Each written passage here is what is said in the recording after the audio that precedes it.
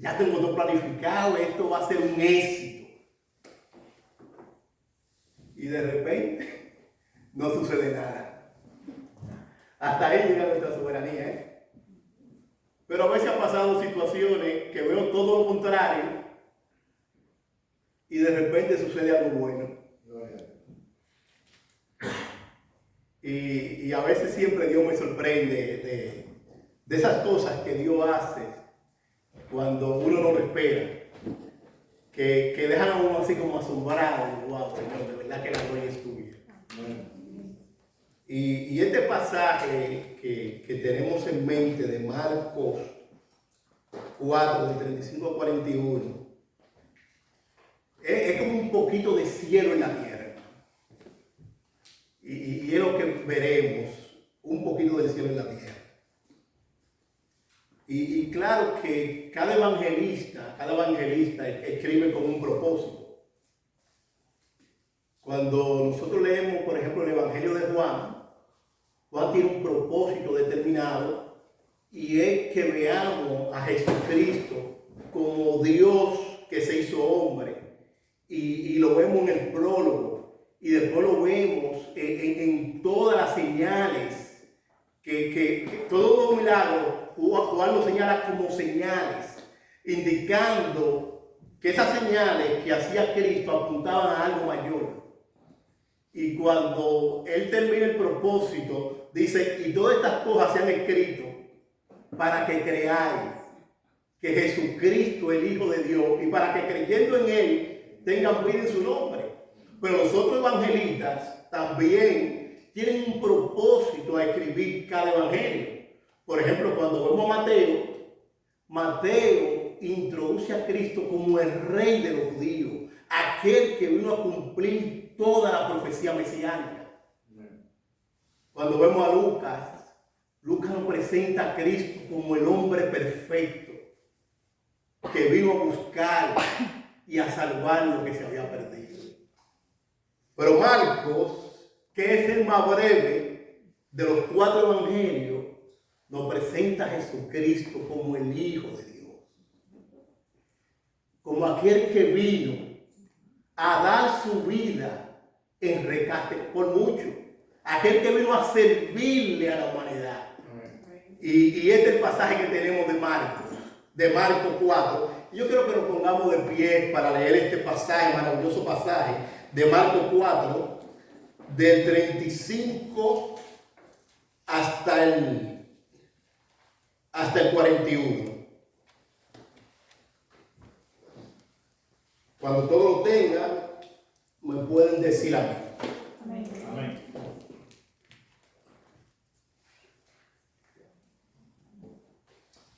Marcos 4, del 35 al 41. Nuestro tema es ¿quién es este? Y vamos a orar, hermano, antes de leer la palabra de Dios para pedir el favor de Dios. Ya hemos orado, pero vamos a orar nuevamente para pedir el favor de Dios. Gloria. Padre nuestro, te damos todo honor y toda gloria. Te agradecemos, Señor, que podemos estar juntos como tu pueblo, reunidos para darte honor y para darte gloria. Señor, vamos a exponer tu palabra, Señor. Tú conoces las debilidades del predicador, pero tú también conoces la necesidad de mis hermanos. Yo te ruego, Señor, que por tu Santo Espíritu tú nos asistas y que tú nos permitas hablar lo que está conforme a tu voluntad, para la edificación, para la salvación, Señor, que solo tu Espíritu puede traer. Así que, Señor, usa tu palabra para glorificar a Cristo en esta maravillosa tarde. Y a ti te daremos toda la gloria, Dios, en el nombre de Jesucristo. Amén. Entonces, leemos la bendita, sagrada, infalible palabra de Dios. Aquel día, cuando llegó la noche, les dijo, pasemos al otro lado. Y despidiendo a la multitud, le tomaron como estaba en la barca. Y había también con él otras barcas. Pero se levantó una gran tempestad de viento y echaba las olas en la barca, de tal manera que ya se anegaba. y él estaba en la popa, durmiendo sobre un cabezal. Y le despertaron y le dijeron: Maestro, ¿no tiene cuidado que perecemos? Y levantándose, reprendió al viento y dijo al mar: Calla, enmudece. Y cesó el viento y se hizo grande bonanza. Y les dijo: ¿por qué estáis así amedrentados?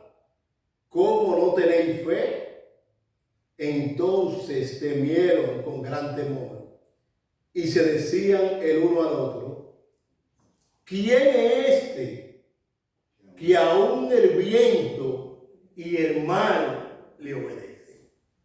Pueden sentarse, mis hermanos.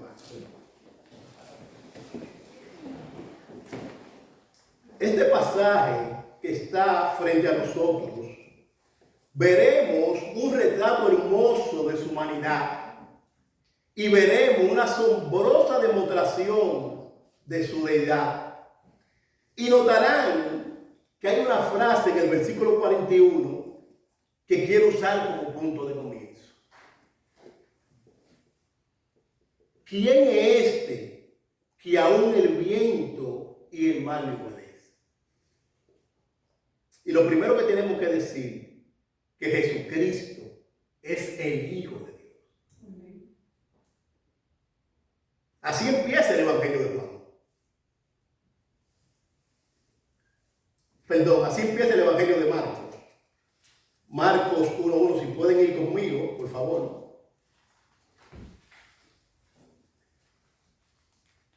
El principio del Evangelio de Jesucristo, Hijo de Dios. Así empieza Marcos, su Evangelio. El apóstol Pablo también dice en Romanos que Jesucristo fue declarado Hijo de Dios con poder, según el Espíritu de Santidad, por la resurrección de entre los muertos. Romanos 1:14.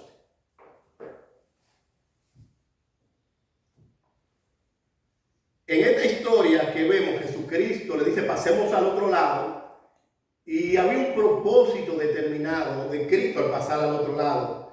Y lo veremos aquí en Lucas 8, 26 al 28, que dice: y arribaron a la tierra de los Gadarenos, que está en la tierra, que está en la ribera opuesta a Galilea.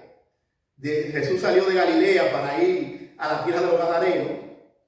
Y al llegar a la tierra, vino a su encuentro un hombre de la ciudad, endemoniado desde hacía mucho tiempo, y no vestía ropa ni moraba en casa, sino en los sepulcros. Este, al ver a Jesús, lanzó un gran grito y postrándose a su pie, exclamó a gran voz: ¿qué tienes conmigo? Esto es lo que yo quiero señalar. Esto es lo que yo quiero señalar. ¿Qué tiene conmigo? Jesús, Hijo del Altísimo. Te ruego que no me atormentes. Y esa expresión hijo, no solo los testigos de Jehová, los mormones o los musulmanes entienden que de alguna manera, como Jesucristo es el Hijo de Dios, que de alguna manera Cristo es inferior al Padre, como lo creen los testigos de Jehová, como lo creen los mormones, como lo creen los musulmanes y muchas religiones, que de alguna manera, como la Biblia dice que Jesucristo es el Hijo de Dios, mucha gente entiende que de alguna manera Cristo es inferior al Padre. Pero lo sorprendente no es que las religiones no cristianas crean esto, ellos pueden creer lo que piensen de Cristo. Lo sorprendente es que creyentes en Jesucristo crean que Jesucristo es inferior al Padre. Eso es lo sorprendente. Que un gran número del pueblo de Dios no tenga una cristología saludable y crean que de alguna manera Cristo es inferior al Padre. Y yo quiero, hermano, que notemos que la palabra Hijo de Dios, en el sentido primario, es una igualdad a Dios. Ahora, claro, no negamos que en la economía de la redención, el Hijo voluntariamente se subordinó al Padre. Pero no quiere decir por eso que el Hijo sea inferior al Padre. Y mira cómo lo dice John MacArthur en su teología sistemática, y cito: por tanto, cuando Jesús fue llamado Hijo de Dios, todos lo entendieron de forma categórica como un título de la deidad que lo declaraba igual a Dios y de manera más de la misma esencia que el Padre. Por esta razón precisa, los líderes judíos consideraron que el título Hijo de Dios era la blasfemia suprema.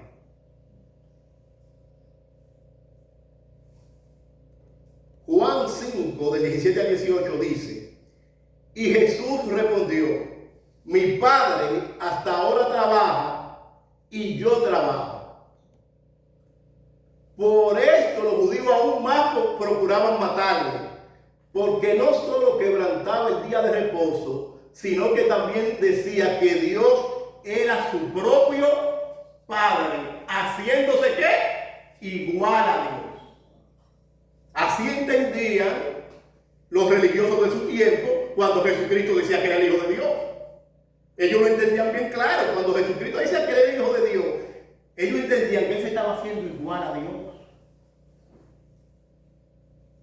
Pero en Marcos también, de 61 a 64, cuando Jesucristo fue llevado para ser enjuiciado, para ser crucificado, le hicieron muchas preguntas, mas Él callaba y nada respondía. Pero el sumo sacerdote le volvió a preguntar y le dijo: ¿eres tú el Cristo, el Hijo del bendito? Y Jesús le dijo, ahora Jesús habló, y Jesús le dijo: yo soy. Y veréis al Hijo del Hombre sentado a la diestra del poder de Dios y viniendo en las nubes del cielo. Entonces el sumo sacerdote, rasgando su vestidura, dijo: ¿qué más necesidad tenemos de testigos? Habéis oído la blasfemia. ¿Qué os parece? Y todos ellos le condenaron, declarando que era digno de muerte. Así lo entendían ellos en su tiempo. Y así tenemos nosotros entenderlo, que la declaración Hijo de Dios es una igualdad al Padre.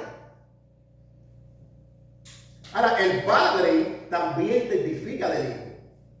Ustedes se acuerdan cuando Juan el Bautista estaba bautizando, que Jesucristo fue ante Juan para ser bautizado, y Juan, cuando vio a Cristo, dice: no, espérate, yo no te puedo bautizar a ti. Yo necesito ser bautizado por ti. ¿Cómo tú vienes a mí? Y Cristo le dijo: deja ahora, porque así conviene que cumplamos toda justicia. Y Juan aceptó el mandato de Cristo y le bautizó. Pero cuando fue bautizado, en el momento que Cristo se levanta, dice que los cielos se abren, viene el Espíritu Santo en forma de paloma, pero aquí es que quiero llamar su atención ahora. Y una voz de los cielos que decía: este es mi Hijo amado, en quien yo tengo complacencia. Amén. Es el Padre que está testificando de su Hijo. Es en mi Hijo que yo me complazco. Es en mi Hijo que yo tengo complacencia. Pero también en lo que se conoce en la transfiguración, Jesucristo se lleva a 3 de sus discípulos. Yo creo que muchos sabemos cuáles son, pero hay algunos a lo mejor que no saben. Se llevó a Pedro, se llevó a Jacobo y se llevó a Juan, que muchos teólogos y académicos lo llaman como el círculo íntimo de Jesucristo. Y Jesucristo, sorprendentemente, se transfigura, su aspecto cambia, se manifiesta la gloria de Cristo. Y Pedro, maravillado, mirando la gloria de Cristo, dice: qué bueno, Señor. Esto es maravilloso. Esto es algo lindo, esto es es algo hermoso. Es bueno para nosotros que estemos aquí. Vamos a hacer 3 enramadas. Porque mientras se transfiguró, apareció Moisés y apareció Elías. Y los discípulos están maravillados con la gloria que están viendo. Y dice, Señor, esto es maravilloso. Ya nosotros vamos a quedarnos aquí. No tenemos que bajar para nada. Esto es algo sorprendente. Esto es la gloria. Moisés, Elías y Jesucristo, y Cristo transfigurado. Qué bueno que estemos aquí. Hagamos una 3 ramadas. Una para Moisés, una para Elías y una para ti, Señor. Pedro, que no sabía lo que hablaba, estaba comparando en ese momento a Cristo con Moisés y Elías. Pero en ese mismo momento el Padre de él lo interrumpió. Dice que vino una nube y lo cubrió. Y dijo, este es mi Hijo amado en quien tengo complacencia. A él que van a oír. No es a Moisés, no es a Elías. Ellos fueron grandes en su tiempo. Pero Cristo es incomparable. Amén. Cristo es incomparable. Amén. Él es único. Él es soberano. Amén. No es Moisés. No es Elías. No es Sócrates. No es Plutón. No es María. Es Cristo. El Padre dice a él hoy.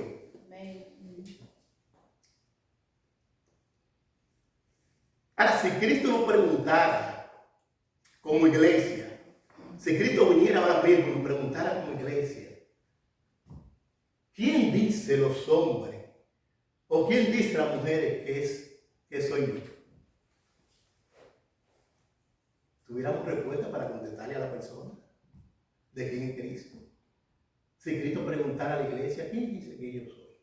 Ustedes le pueden explicar a la gente quién dicen que yo soy. Cristo le interesa que su iglesia sepa quién es Él. De hecho, Juan 17:3 dice, y esta es la vida eterna, que te conozcan a ti, al único Dios verdadero, y a Jesucristo a quien tú has enviado. La iglesia tiene que conocer quién es Cristo, para poder hablarle a las personas que no lo conocen. Bueno, Jesucristo hizo esa pregunta a su iglesia. Él se reunió con sus discípulos y dijo, acá, ¿quién dice la gente que yo soy? Uno decía, bueno, uno dice que tú eres Elías, o que tú eres Jeremías, o que tú eres alguno de los profetas. Ok, me están comparando con un profeta, está bien. Pero la verdad, yo soy un profeta. Ahora, yo soy más que un profeta. Está bien, me están comparando con un profeta. Ah, eso dice la gente, ¿verdad? Ahora, ¿qué dice mi iglesia que yo soy? ¿Qué dice mi iglesia que yo soy? Ahí salió, ustedes saben bien. Ahí salió Pedro y dijo, tú eres el Cristo, el Hijo del Dios viviente. Y Cristo dijo, bienaventurado eres, Simón Pedro, porque esto no te lo reveló ni carne ni sangre, sino mi Padre. Entonces, ¿quién es este? Que aún el viento y el mar le obedecen. Bueno, la respuesta simple a esa pregunta retórica, Él es Dios. Porque solo Dios tiene poder como ese sobre las olas, el viento y el mar. Esa es la pregunta retórica, solo Dios. Aunque el texto no nos la contesta, pero es muy obvio que cuando Jesucristo manifestó su poder sobre los elementos de la naturaleza, la pregunta retórica obvia es que Él es Dios.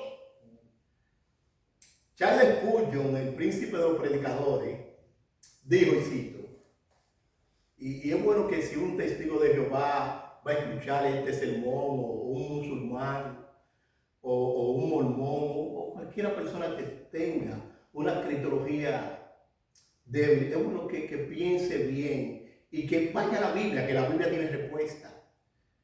El príncipe de los predicadores, Charles Spurgeon, dijo, nunca irá al cielo al menos que esté preparado para adorar a Jesucristo como Dios. Y es bueno que cualquier persona que no tenga una buena cristología, que piense bien en eso. Porque yo creo que así, hermano, ninguna persona va a ir al cielo. Si tú no vas a adorar a Cristo como Dios, ¿para qué puedes ir al cielo? Porque nosotros creemos que Jesucristo es Dios, que vino a la tierra a morir por nuestro pecado. Y nosotros vamos a darle honor al cielo. Nosotros vamos a darle honor, a darle gloria, a darle alabanza a Cristo. Y si una persona no cree que Jesucristo es Dios, ¿para qué tú vas para allá? ¿Para qué tú vas para allá? Entonces yo tengo que creer que Jesucristo es Dios, que vino a esta tierra a morir por mi pecado, a reconciliarme con el Padre. Y cuando yo tenga el cielo junto a mi Señor, decir, tú eres digno de recibir toda gloria, toda honra, toda alabanza, porque tú fuiste inmolado en una cruz por mí. Y yo voy a darle honor, a darle alabanza y a honrarlo, humillarme a mis pies, pero a los pies de que a los pies de Cristo. Ahora, uno que estuvo en esa barca ese día escribió. Uno que estuvo en esa barca ese día. Un judío que estuvo ahí con Cristo en esa barca. Que eso es importante, no lo estoy escribiendo yo. Es un judío que estuvo ahí mismo con él en esa barca que escribió. En Juan 1:1 dice así. En el principio era el verbo. Y el verbo era con Dios. Y el verbo era Dios. Todas las cosas por él fueron hechas. Y sin él, sin Cristo, nada de lo que ha sido hecho fue hecho. Un judío que estaba en esa barca. Y si él tiene poder para crear todas las cosas, él también tiene poder para controlarlo.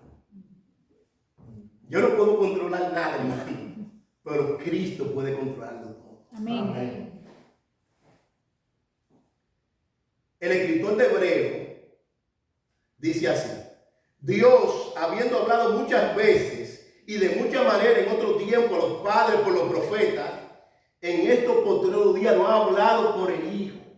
Y en otra versión dice, no ha hablado en Hijo, a quien constituyó heredero de todo y por quien asimismo hizo el universo, el cual, siendo el resplandor de su gloria y la imagen misma de su sustancia, y quien sustenta todas las cosas con la palabra de su poder, habiendo efectuado la purificación de nuestro pecado por medio de sí mismo, se sentó a la diestra de la majestad en las alturas. Cristo sustenta todas las cosas con la palabra de su poder. Lo que quiere decir que usted y yo somos sustentados por la palabra de su poder. Amén. Gloria al Señor Jesucristo. El apóstol Pablo en Colosenses dice, y cito, porque en Él, eso es en Cristo, porque en Él fueron creadas todas las cosas, la que hay en los cielos y la que hay en la tierra, visibles e invisibles, sean tronos, sean dominios, sean principados, sean potestades, todo fue creado por medio de Él y para Él. Y Él, Cristo, es antes de todas las cosas, y todas las cosas en Él subsisten. Juan 1:14 dice, y aquel verbo fue hecho carne y habitó entre nosotros y vimos su gloria, gloria como el unigénito del Padre, lleno de gracia y de verdad. Ahora es más fácil ya, después de esta introducción, mirando el panorama, aquí yo le estoy mostrando el árbol, le estoy mostrando el bosque, para ahora mostrarle el árbol. Y es más fácil ahora, cuando veamos esa manifestación de poder, entender quién es Cristo. Ahora vayamos al árbol. Y eso nos lleva a nuestro primer punto.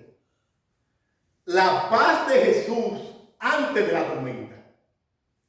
Versículos 35 y 36, si tienen su Biblia, lo pueden leer conmigo. Aquel día, cuando llegó la noche, les dijo, pasemos al otro lado. Y despidiendo a la multitud, le tomaron como estaba en la barca. Y había también con él otras barcas. Ahora fíjense que el texto empieza diciendo aquel día, cuando llegó la noche. ¿Qué día? Bueno, el mismo día que comenzó en el capítulo 1 del versículo 4. Ese mismo día. Fíjese cómo dice. Otra vez comenzó Jesús a enseñar junto al mar y se reunió alrededor de él mucha gente, tanto que entrando en una barca, se sentó en ella en el mar, y toda la gente estaba en pie junto al mar. Bueno, ese día, Cristo ese día estuvo bien ocupado. Ese día enseñó la parábola del sembrador, la parábola de la semilla de mostaza, la parábola del crecimiento de la semilla. También ese mismo día le dio una explicación a los discípulos de las parábolas. Y Cristo enseñó mucho en ese día. Y he de notar que después de una enseñanza como esta, todo el día enseñando y ministrando a los enfermos, estuviera cansado. Había sido un día muy ocupado para Jesús. No es de sorprender que al atardecer estuviera cansado y agotado. Y el versículo 36 dice, y despidiendo a la multitud, le tomaron como estaba en la barca, y era también con él otra barca. Y Lucas en el pasaje paralelo dice que todo estaba tranquilo cuando él le dijo vayamos al otro lado. Todo estaba tranquilo.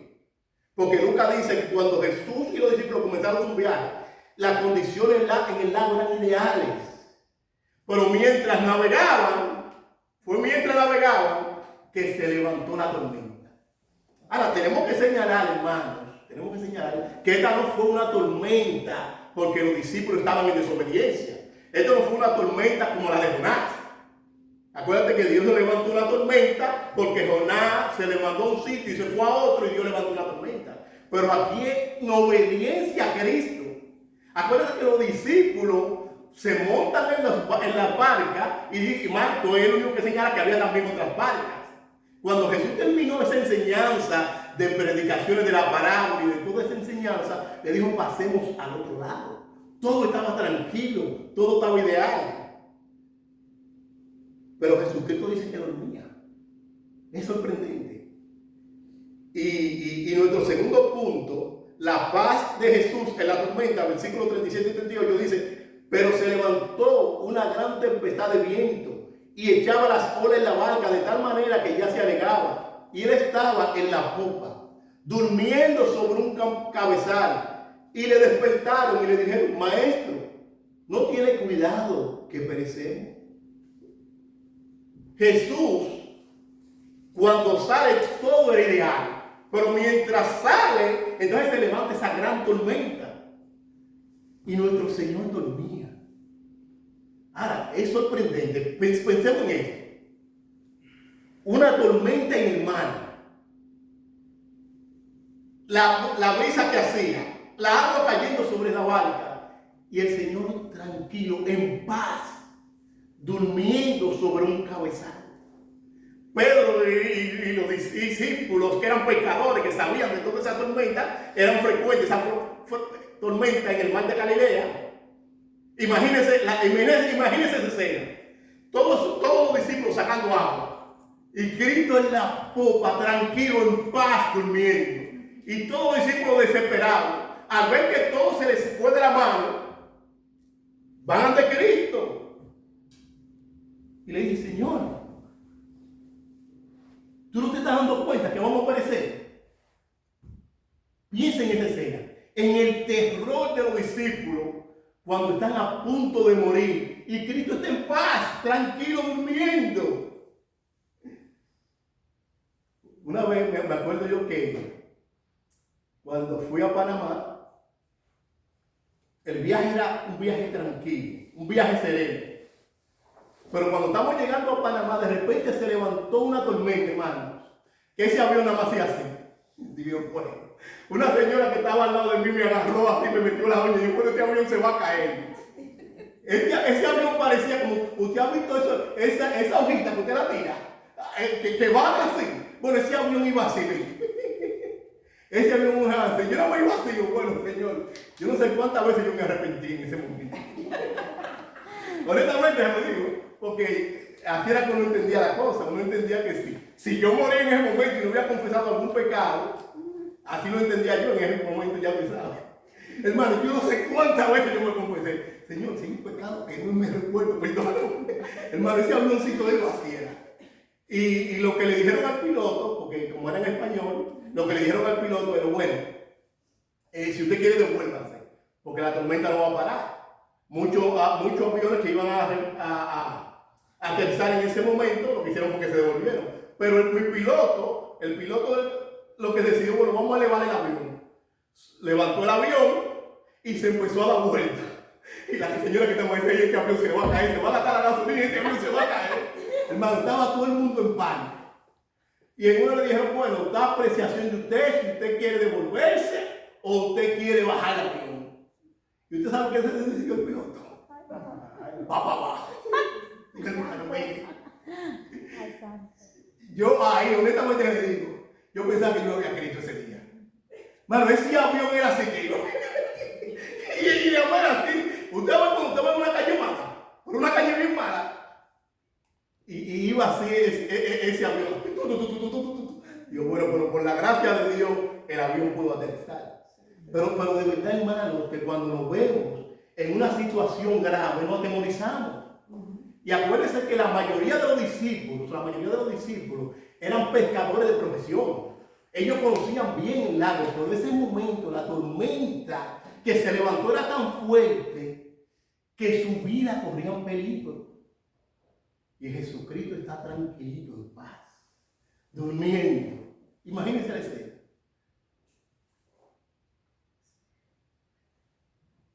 Es sorprendente eso. Pero lo que quiero señalar, hermano, que mientras Cristo dormía, lo que se ve es un retrato hermoso de su humanidad. Él estaba cansado, agotado. Estaba tan agotado que ni siquiera el agua, la brisa y la tormenta en ese barco así lo pudieron despertar. Y lo vemos que Cristo es verdaderamente Dios, pero también fue verdaderamente humano, verdaderamente hombre, y ahí lo vemos. Hermano, y eso es bueno para nosotros.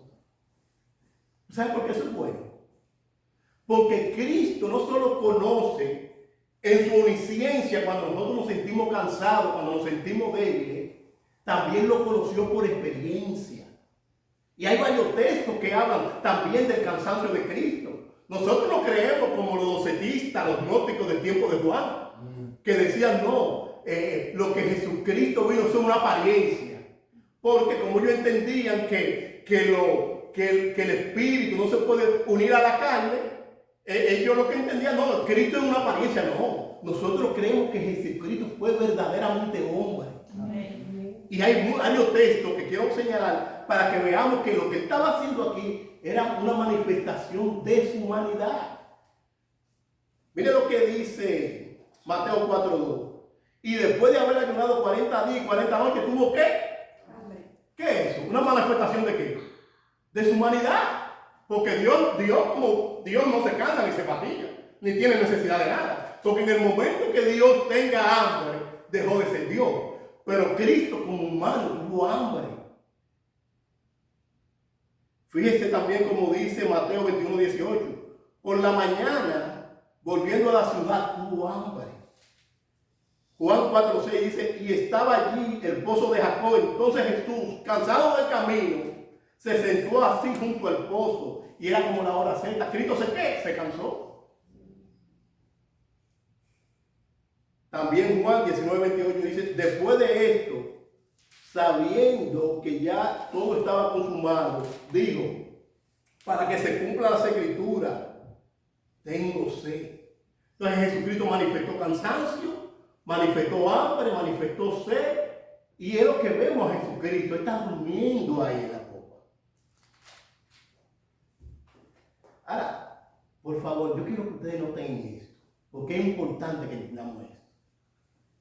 Mira lo sorprendente que lo dice el escritor de Hebreo. Déjenme citarle lo que dice el escritor de Hebreo.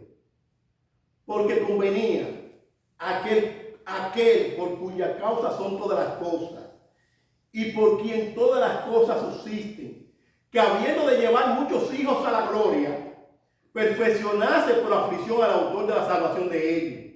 Porque el que santifica y los que son santificados, de uno son todos, por lo cual no se avergüenza de llamarlos hermanos. diciendo: anunciaré a mis hermanos tu nombre, y en medio de la congregación te alabaré. Y otra vez yo confiaré en él. Y de nuevo, he aquí yo y los hijos que Dios me dio. Así que, oiga bien esto, así que, por cuanto los hijos participaron de carne y sangre, él también participó de lo mismo, para destruir por medio de la muerte al que tenía el imperio de la muerte, esto es, al diablo, y librar a todos los que por el temor de la muerte estaban durante toda su vida sujetos a servidumbre. Porque ciertamente no socorrió a los ángeles, sino que socorrió a la descendencia de Abraham, por lo cual debía ser en todo semejante a sus hermanos, para venir a ser misericordioso y fiel sumo sacerdote a lo que Dios se refiere, para expiar los pecados del pueblo, pues en cuanto él mismo padeció siendo tentado, es poderoso para socorrer a los que son tentados. Bendito Dios. Bueno, esto es tremendo, esto es bueno para nosotros, porque Jesucristo como hombre fue tentado. Él tuvo hambre, tuvo sed. Entonces, Él conoce por experiencia nuestras necesidades. El escritor de Hebreo también dice: por tanto, teniendo un gran sumo sacerdote que traspasó los cielos, Jesús, el Hijo de Dios, retengamos nuestra profesión. Oiga bien esto, hermano. Porque no tenemos un sumo sacerdote que no pueda compadecerse de nuestras debilidades, sino uno que fue tentado en todo según nuestra semejanza como hombre, pero sin pecado. Acerquémonos pues confiadamente al trono de la gracia, para alcanzar misericordia y hallar gracia para oportuno socorro. Es bueno para nosotros que sí sea hombre, porque ahora Él puede comprendernos. Él puede compadecerse, puede tener empatía cuando nosotros estamos débiles, cuando estamos cansados, cuando estamos en angustia, cuando estamos necesitados, cuando estamos en ansiedad. Él puede compadecerse de nosotros.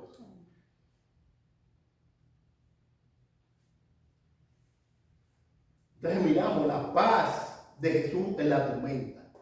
Y Mateo 8:24 dice: y he aquí que se levantó en el mar una tempestad tan grande que las olas cubrían la barca, pero él dormía. Los discípulos estaban bien asustados, pecadores de profesión.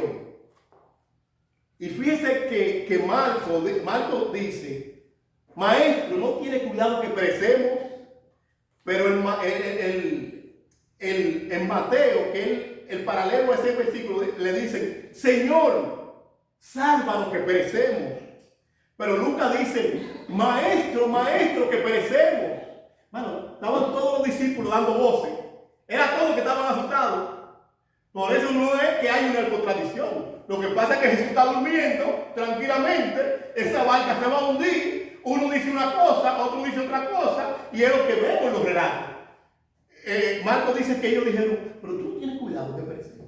Señor, tú no ves que esta barca nos va a tragar y vamos a morir todos aquí. Tú te vas a quedar tranquilo durmiendo. Dice el puritano Martin Henry sobre eso, dice Martin Henry, dice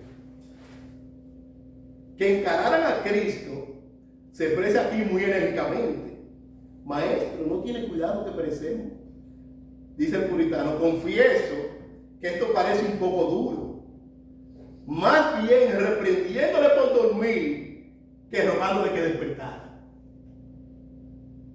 No conozco ninguna excusa para él, pero la gran familiaridad con que él se complace en aceptarlo y la libertad que les permitió, además del peligro real en que se hallaban y que lo tenía aterrado, lo dejó sin saber qué decir. Ellos pensaron mal de Cristo al sospechar que no le importaba a su pueblo en angustia.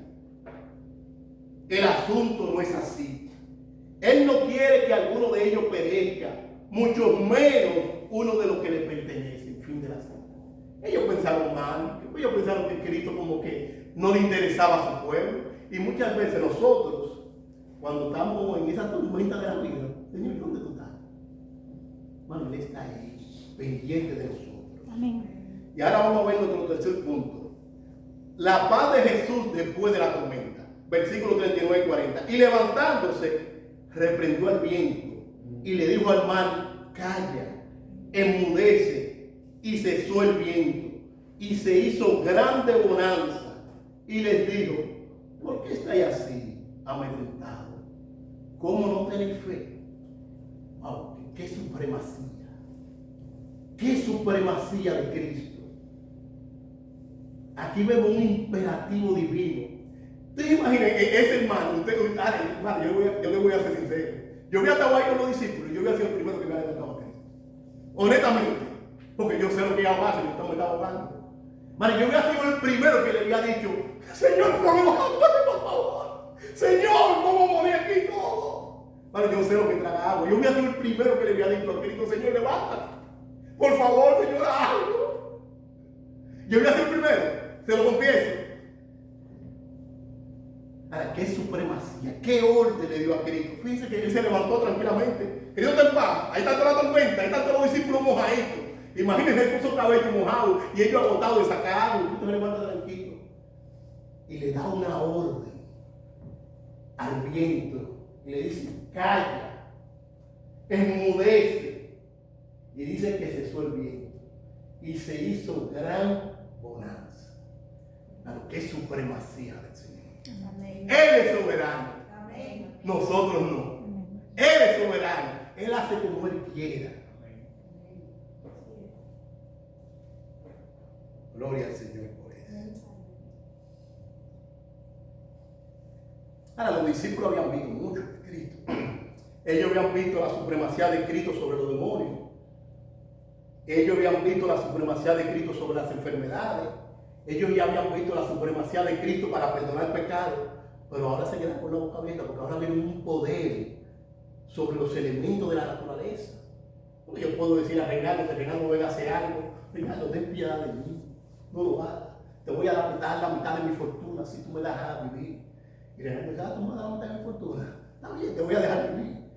Pero ¿cómo yo le voy a hablar al viento y a un mal embravecido que se calle? Bueno, yo me puedo cansar de decirle, yo te la creo, yo te callo más, yo te hablo, y más no va a suceder nada. Ahora, si lo dijo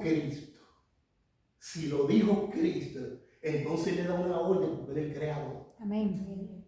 Es lo que vemos cuando Lázaro estaba muerto. Porque él es la resurrección y la vida y le puede decir a Lázaro, Lázaro, sal fuera. ¡Qué poder! ¡Qué poder supremo tiene Cristo! Ahora veamos nuestro cuarto punto. Y quiero que tomen nota en esto. La tormenta de los discípulos después de la paz.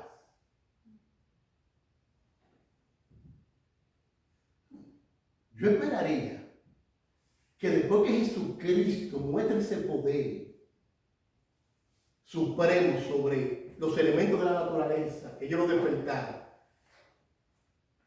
que los discípulos dijeran, sabía que lo haría, Señor, nunca más temeremos mientras tú estés con nosotros en la barca.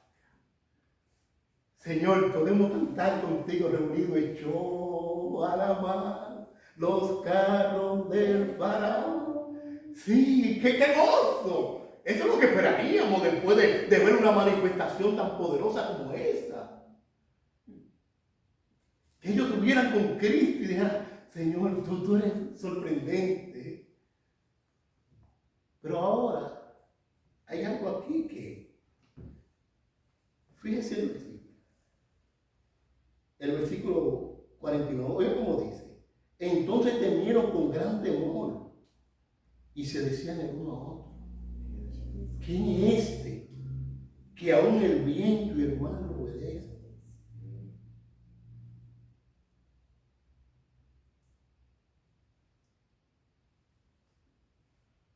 La comprensión de que el Creador estaba en la barca fue mucho más aterrador que cualquier terror que pudieran enfrentar con la tormenta.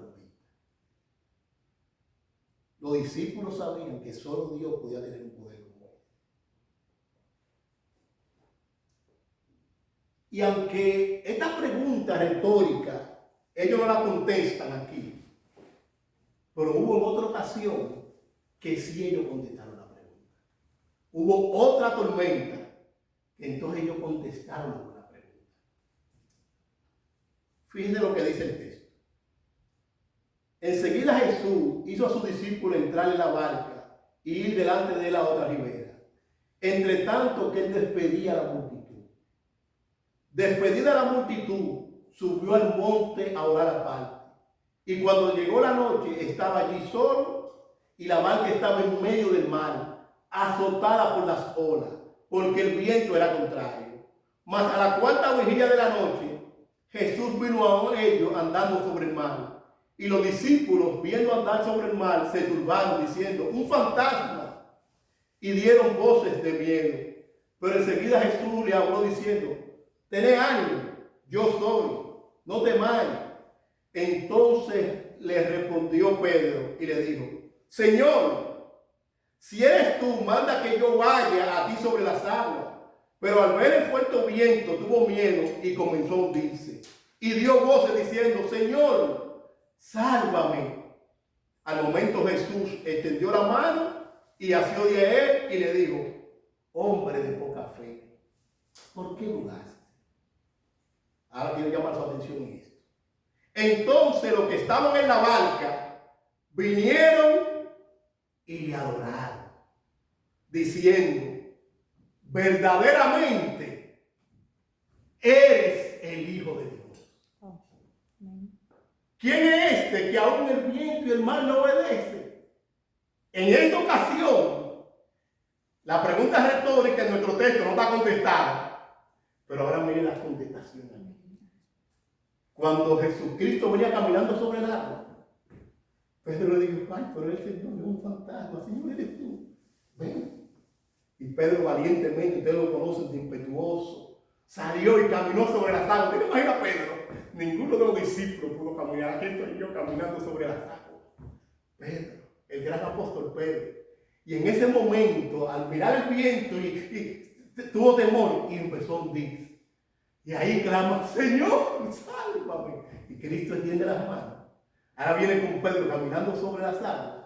Y cuando suben al mar, esa tormenta y ese viento cesó inmediatamente.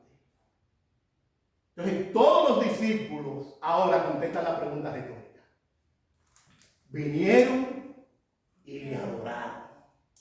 Postrados ante aquel que tiene poder sobre los elementos de la naturaleza.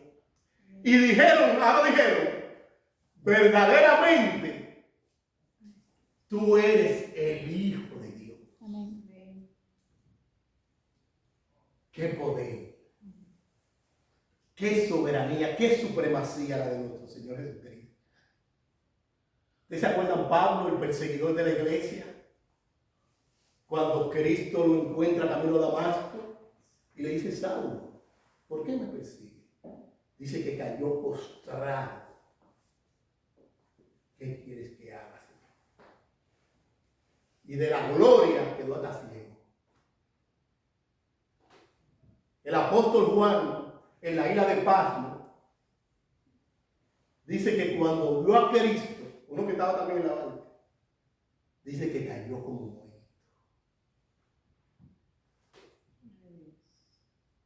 El incrédulo Tomás, después de la resurrección, que le dijo, no, yo no creo, si yo no meto mi dedo aquí, no, yo no voy a creer.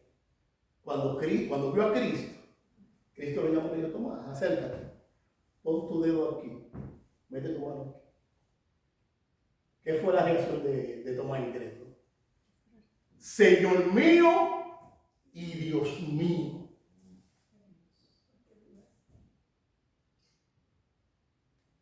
Esa es la reacción ante un Dios soberano. ¿Quién es este que aún el viento y el mar obedece? Bueno, Cristo es el Dios que se hizo. Ahora, ¿qué hemos visto hasta aquí? La paz de Jesús antes de la tormenta, la paz de Jesús en la tormenta, la paz de Jesús después de la tormenta y la tormenta de los discípulos después de la paz.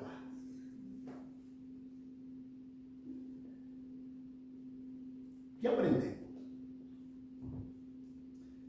En entonces el Señor está comunicando dos cosas aquí. Él está comunicando su deidad en la expresión de poder sobre los elementos de la naturaleza que reconocen la voz de su creador. Y segundo, Él está comunicando su bondad, su compasión, su empatía, su cuidado para los suyos, a protegerlos de una muerte prematura. La pregunta que nosotros en esta sala tenemos que considerar ahora: ¿qué es mejor? Vamos a considerar esto, ya para ir bajando y cerrando. Vamos a considerar esto. ¿Qué es mejor? ¿Dudar en la tormenta de nuestras vidas o confiar en la bondad de Dios? Yo quiero que sea usted el que haga una autoevaluación. ¿Qué es mejor? ¿Dudar en la tormenta de nuestra vida o confiar en la bondad de Dios? Yo no se lo voy a contestar, usted la va a contestar. Usted va a contestar esta pregunta. Y quiero terminar con esto, diciendo esto. Primera de Pedro 5:7, mis queridos hermanos. Echando toda ansiedad sobre Él, porque Él tiene cuidado de nosotros. Amén. Cristo tiene cuidado. Bueno, toda su ansiedad, toda su situación, usted la puede echar sobre Él. Amén. Él también dijo: venid a mí, todos los que están trabajados, y yo lo haré descansar. Hermano, por favor. Dios no es hombre para que mienta, ni hijo de hombre para que se mienta. Si Él dijo que tú puedes venir a Él y descansar en Él, tú puedes venir a Él. El apóstol Pablo, que honestamente que después de Cristo, yo creo que fue el hombre que más padeció. Él podía decir: yo llevo sobre mi cuerpo la marca de nuestro Señor Jesucristo. Y el apóstol Pablo confió en todo tiempo en la bondad de Dios, y él escribió, terminando su carrera, el apóstol Pablo. Piensa en el apóstol Pablo, en todo lo que se escribió.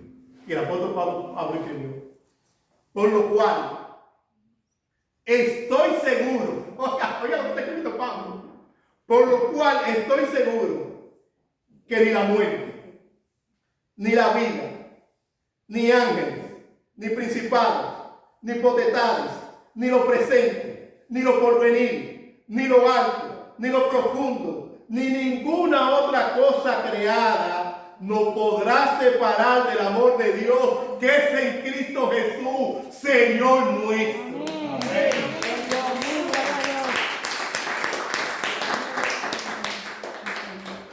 Estoy seguro. Bueno, cuando la duda le venga, cuando nos venga la duda, porque yo me lo estoy predicando a mí mismo, ¿sabes que yo me acuerdo? Que si Dios no escatimó a su propio Hijo, sino que lo entregó por todos nosotros, ¿cómo no me va a dar con Cristo todas las cosas? Cuando la ansiedad venga a mi vida, nosotros tenemos, no es que no van a venir, no es que no van a venir las situaciones difíciles, pero yo puedo decir como Pablo: yo estoy seguro de la bondad de Dios. Yo estoy seguro de la bondad de Dios. Lo que vemos esta demostración de bondad con los discípulos, librándolos de una muerte prematura, es que aquel que empezó la buena obra en nosotros, Él la va a perfeccionar, Él la va a terminar hasta el día de Jesucristo. Amén. De verdad, mire, eso debería, hasta un muerto que estuviera ahí, tuviera que brincar por Él. Usted sabe lo que yo estoy seguro en la bondad de Dios. Porque el apóstol Pablo termina: ni ninguna otra cosa creada. Hermano, tú y yo somos creados. Ni yo mismo me puedo separar del amor de Dios.